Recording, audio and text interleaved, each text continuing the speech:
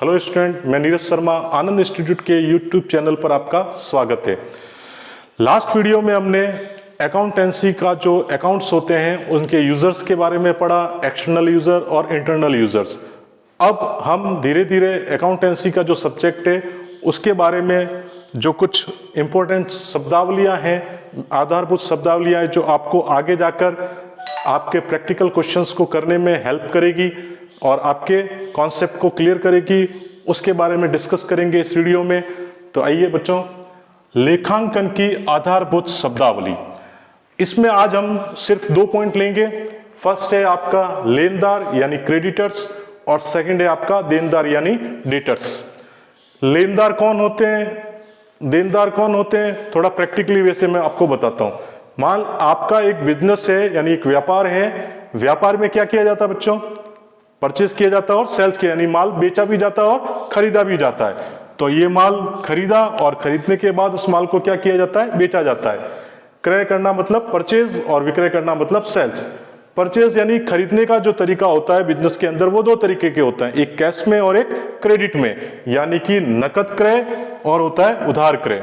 नकद क्रय कैश दिया, ठीक है, और खरीद लिया, और जो उधार होता है उसमें पैसा कुछ टाइम बाद आने की संभावनाएं होती है।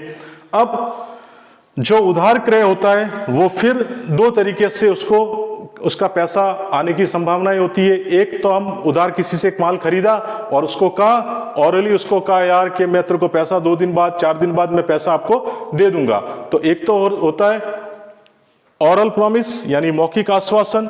जैसे ही मौखिक आश्वासन दिया जाता है और अगला व्यक्ति आपसे सहमत हो जाए कि कोई बात नहीं, आप मुझे पैसा 2-4 दिन बाद दे देना, तो जब उधार खरीदा जाता है और वो भी मौखिक आश्वासन के द्वारा खरीदा जाता है, यानी कि मैं आपको कुछ समय बाद पैसा दे दूंगा, तो वो व्यक्ति कौन कहलाते हैं, लेनदार।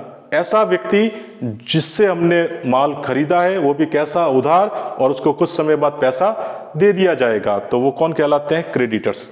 जिन व्यक्तियों से हम माल खरीदते हैं उधारियों, और उस व्यापारी द्वारा कहा जाए कि नहीं मैं आपका ऑरल प्रॉमिस नहीं मानता, आप तो मुझे रिटर्न में लिख के दीजिए कि मैं पैसा इतने दिन में बाद वापस दूंगा, तो एक होता है लिखित आश्वासन, नहीं रिटर्न में प्रॉमिस देना।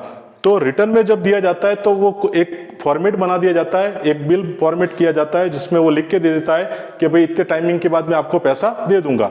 तो ऐसा बिल जिसका पेमेंट दिया जाए तो वो क्या कहलाएगा, दे बिल यानी बिल्स पेबल। तो एक तो होता है मौखिक आश्वासन पे उधार क्रय किया जाता है, एक लिखित आश्वासन पे मौखिक आश्वासन कहलाता है, इस पे खरीदना कहलाता है क्रेडिटर्स। जिन व्यक्ति से खरीदा वो क्रेडिटर होंगे।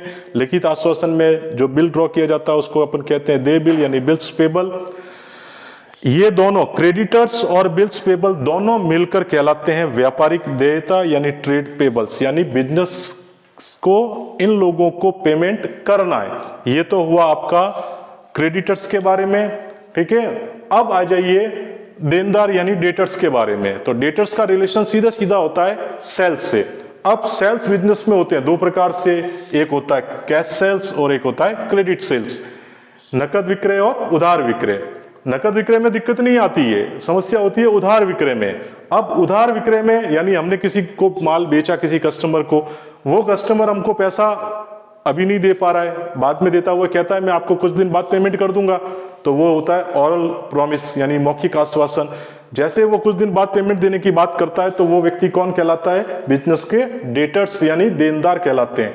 और अगर वही व्यक्ति रिटर्न के अंदर आपको प्रॉमिस करता है कि मैं कुछ दिन बाद आपको पेमेंट कर दूंगा, तो कुछ दिन बाद जब वो उस रिटर्न में जो साइन करके जो कहता है कि मैं आपको कुछ दिन बाद पेमेंट कर दूंगा, तो उसका पेमेंट कुछ दिन बाद आएगा, तो वो जो लिख कर देता है वो एक बिल्स रिसीवेबल कहलाता है यानी प्राप्य बिल।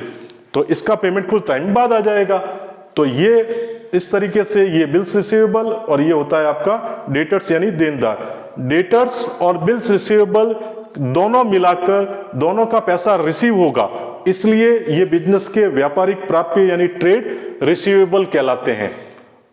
इस तरीके से स्टूडेंट्स अब हमने क्या किया, आज एक तो 2 टर्म्स के बारे में पढ़ा, एक तो लेनदार और दूसरा देनदार। लेनदार वो व्यक्ति होते हैं जिनसे हमने उधार माल खरीदा है और उनको कुछ पेमेंट करना बकाया रहता है, वो कौन कहलाते हैं, लेनदार। और देनदार कौन व्यक्ति होते हैं, ऐसे व्यक्ति जिनको हमने उधार माल बेचा है और उनसे कुछ राशि हमको प्राप्त करनी है। तो आई होप ये वीडियो आपको अच्छा लगा होगा, अच्छे से समझ में आया होगा ये दोनों टर्म्स आपकी। Thank you for watching.